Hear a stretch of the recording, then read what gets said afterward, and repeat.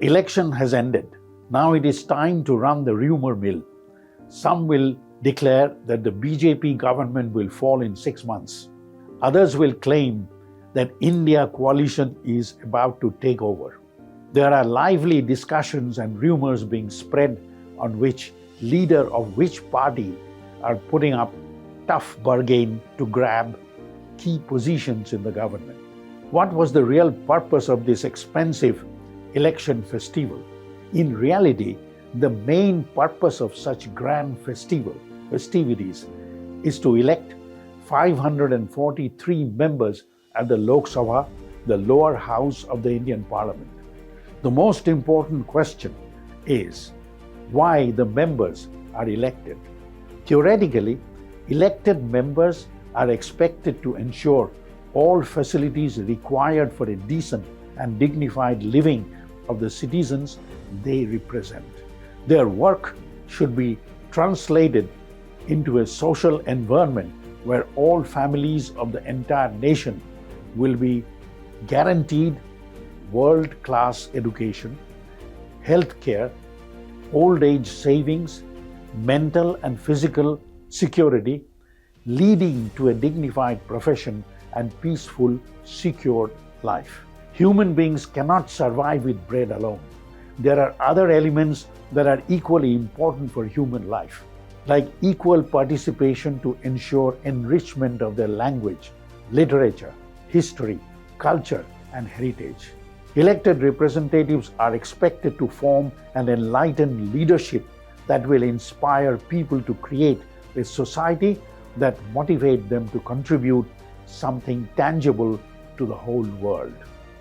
This is just the kind of thought process expected in a nation that aspires to be prosperous and enlightened. This kind of thought process is not found in the intellectual community of India, let alone the common people of current society in India. If it is asked why the intellectual community of India is not concerned about what qualities should be scrutinized among the contestants who seek popular vote, answer is such expectation is way too advanced for a society like that of India.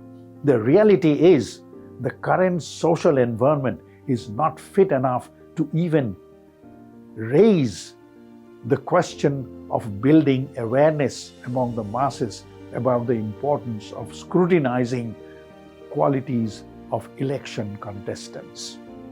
This awareness has only germinated since the emergence of Aam Aadmi Party in the political scenario. The community who is responsible for building up awareness among the common masses, that is the media house. Let's turn our attention to them.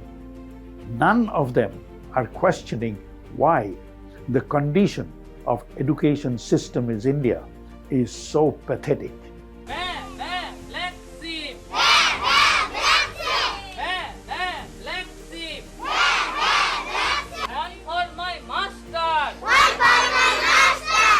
No one is questioning why the healthcare system for common masses is so miserable. No one asks why public transportation is collapsing. Take a look at this scenario.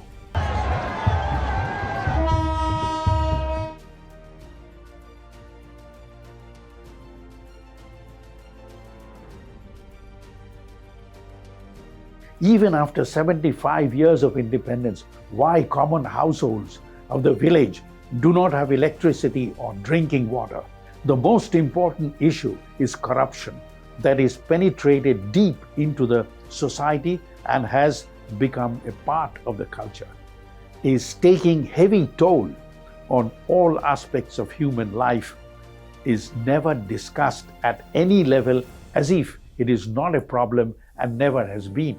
Truth is, in any society, technological development, economic stagnation, ancestral poverty, widespread, deep-rooted corruption, sectoral conflict are intimately related to the quality of human resources of that society. Whether such social sicknesses are addressed or not depends on the quality of nation's political leadership. India, the most populated country on earth, packed with natural and relatively high quality human resources. What kind of political leadership exists there? The universal truth is, of the 543 elected representatives at the lower house of the parliament, every second one has a criminal record and every third one is semi-illiterate. This is the nature of the political leadership of the most populous nation on earth. 43% politicians ऐसे हैं जिनके ऊपर criminal charges हैं और उसमें से 29% ऐसे हैं जिनके ऊपर मर्डर, रेप, फिरौती, ये सारे चार्जेस हैं। और ऐसा नहीं है कि खाली एमपीज ही हैं, हमारे एमएलए भी इसमें पीछे नहीं है। अगर मैं 2015 दिल्ली इलेक्शन की बात करूं तो उसमें 70 में से 43 नेता ऐसे जीत के आए थे जिनके ऊपर क्रिमिनल चार्जेस थे। और अगर करंट की बात करें तो 37 एमएलए ऐसे हैं जिनके ऊपर क्रिमिनल चार्जेस हैं। और ये ऐसा नहीं है कि किसी ने आरोप लगा दिया या एफआईआर है, ये वो चार्जेस हैं जो सुप्रीम कोर्ट के अंदर फ्रेम हो चुके हैं। मतलब पुलिस गई है, वहाँ पे उसको एविडेंस कंफर्म हुए हैं, आई विटनेसेस मिले हैं, ये वो चार्जेस हैं। ये प्रॉब्लम तो बहुत ही छोटी सी है कि पार्टीज क्रिमिनल्स को टिकट ना दें और लोग क्रिमिनल्स को वोट ना दें। लेकिन इस छोटी सी प्रॉब्लम के लिए 1999 से लड़ाई चल रही है और अभी तक इसका सोल्यूशन नहीं हुआ है। 1999 में एसोसिएशन फॉर डेमोक्रेटिक रिफॉर्म, जिसे एडीआर नाम से ज़्यादा जानते हैं लोग, इन्होंने जो भी क्रिमिनल्स हैं पॉलिटिक्स में, इनके लिए एक पीआईएल डाली दिल्ली हाई कोर्ट में और दिल्ली हाई कोर्ट ने उसको एक्सेप्ट भी कर लिया। जब दिल्ली हाई कोर्ट ने ये पीआईएल एक्सेप्ट की थी तो ये चीज़ वहीं ख़त्म हो गई थी। ये जो नेता जिन्हें हम जिता के लाते हैं ना, ये सब लोगों ने मिल के उस पीआईएल के अगेंस्ट में सुप्रीम कोर्ट में अपील कर दी। जब सुप्रीम कोर्ट से भी इनकी अपील खारिज हो गई तो हमें वो देखने को मिला जो हमने कभी नहीं देखा था, ये सारी पार्टियां एक हो गई। जब हमारे देश की सिक्योरिटी की बात आती है, उरी अटैक हो गया, बालाकोट हो गया या हमले वाली सिचुएशन बनती है, तब भी ये पार्टियां एक नहीं होती। लेकिन इस चीज़ के लिए ये सारी पार्टियां एक हो गई थी और ये सारी चीज़ें एक ही जगह आके फंस जाती हैं। इंडिया के कानून के हिसाब से जब तक किसी भी आदमी के ऊपर फाइनल जजमेंट नहीं आता तब तक वो बेकसूर है और उसी चीज़ का फ़ायदा उठता है। अगर कोई आईएएस की तैयारी कर रहा है और उसके ऊपर क्रिमिनल चार्जेस हैं तो उसे ऑफर लेटर नहीं मिलेगा, यहाँ तक कि क्लर्क की जॉब के लिए उसको दिक्कत आ जाएगी। लाखों कैदी ऐसे हैं जिन पर अभी जजमेंट नहीं आया है, जो अंडर ट्रायल है, उनको जेल में डाल रखा है। तो ये सारी चीज़ें जो एप्लीकेबल होती हैं सिर्फ पॉलिटिशियंस के लिए होती हैं, बाकी किसी के लिए नहीं। इतने बड़े सांसदीय क्षेत्र में पार्टियों के लिए इतना मुश्किल हो जा रहा है ऐसा कैंडिडेट ढूंढना जिसका कोई क्रिमिनल रिकॉर्ड ना हो। एडीआर की रिसर्च के हिसाब से क्रिमिनल कैंडिडेट के चांसेस 3 गुना ज़्यादा होते हैं जीतने के क्लीन कैंडिडेट के मुकाबले। एक क्रिमिनल कैंडिडेट मनी और मसल पावर का परफेक्ट कॉम्बो बन जाता है। पार्टी के लिए फंडिंग इकट्ठी करनी हो, self financing, black money, campaigning के लिए फाइनेंस इकट्ठा करना हो, हर एक चीज़ में माहिर होते हैं। इसलिए पॉलिटिकल पार्टीज की ये पहली पसंद बन जाती है। Western imitation parliamentary system of India allows these criminal leaders to take charge of the task of improvement and maintenance of nation's culture, education, healthcare, employment, infrastructure of the city and state. Paradoxically, there is no system of evaluating the experience, ability, character, or past background of those who are entrusted to safeguard the fate of the most populous nation on earth. Even a domestic help must go through evaluation of their experience, ability, and background to qualify for a given job. Accountability and its consequence are built into the appointment. But elected representatives of the public officers in India, those who are responsible for determining the fate of their nation, are subjected to any supervision and have no accountability. Under the pretext of democracy, their accountability has been outsourced to the media, who are sponsored by the political houses.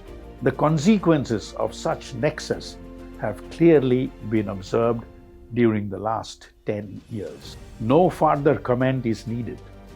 The intention of this presentation is not to criticize or lavishly praise any given political establishment.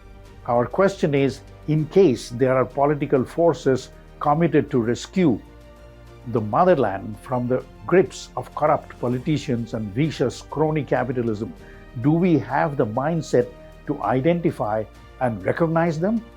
Let us take a close look at a nascent small political party called Aam Aadmi Party. During the past 10 years, they confronted not only fierce resistance from none other than the bureaucracy and institutions of the central government run by the Bjp party.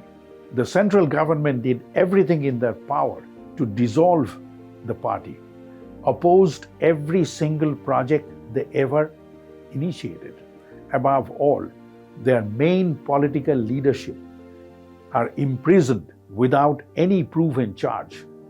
What did they do to deserve resistance and imprisonment? They launched certain projects that should have been undertaken over the last 75 years. Any government of any civilized society undertakes such projects and completes on a war footing with all their resources in command, but has not been undertaken in India for the last 75 years. Their state government installed in Delhi successfully reformed and renovated all government primary and secondary schools and elevated their physical and academic standard to a level favorably comparable to the world class.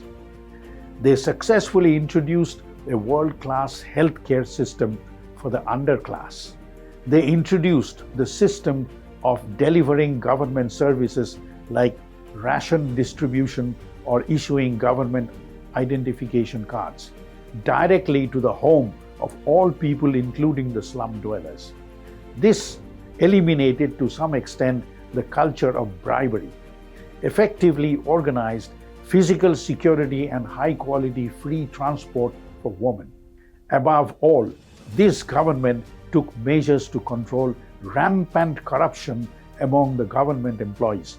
All these innovative services, instead of being encouraged or getting support, each of them were fiercely resisted by the central government, like the lieutenant governor and the government institutions like ED, Enforcement Directorate, Income Tax and Police, Judiciary, etc. Mainstream media, patronized by the ruling party of the central government, took the sides of the ruling party and made things even more difficult for Aam Aadmi Party.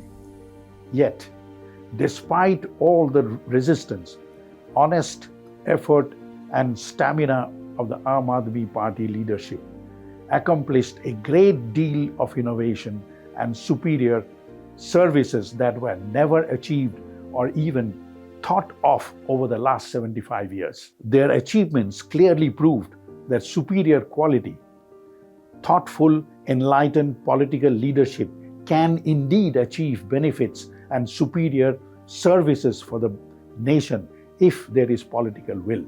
Resistance they encountered also demonstrated that the leadership at the central government is not the least bit interested in the welfare of the underclass. If there is political will, resistance they encountered also demonstrated that the leadership at the central government is not the least bit interested in the welfare of the underclass, but hell-bent to allow crony capitalists to profit from government services, even if it is open bribery. Now look at the leadership who are currently in prison because they dared to show courage and determination to improve the quality of human resources by reforming schooling, healthcare, and government services, and above all, eliminate corruption once and for all. Our presentation is designed in the interest of the underclass who makes up 95% of the nation. They are the backbone of the nation. Their collective strength is immense. Under the banner of a political leadership like Aam Aadmi Party, this force may become invincible. The crony capitalists, the mainstream political parties, and their domesticated mainstream media has reason to be afraid of the potential of the party that is destined to take over India someday. Our target audience, the underclass, are neither Anglophonic nor computer savvy. We therefore seek assistance and advice from our readers on how you can help us to reach our target audience by sharing this narrative with as many of your acquaintances as possible.